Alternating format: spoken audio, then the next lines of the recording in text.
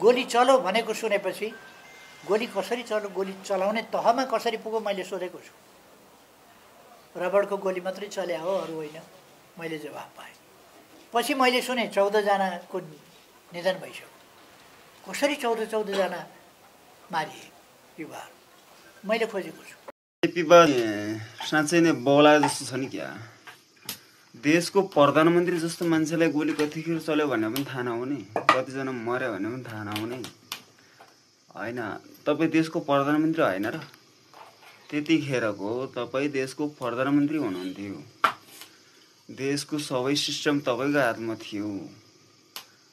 देशभरि आँखा तपाईँले हेरिराख्नु भएको थियो। अनि तपाईँलाई थाहा छैन गोली चलेको?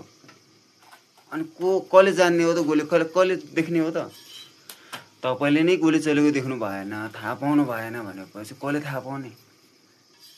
अनि तपाईँ प्रधानमन्त्री भएको मान्छेले यस्तो बोल्दा चाहिँ कतिपय राम्रो हुन्छ हुँदैन तपाईँलाई थाहा छैन होइन?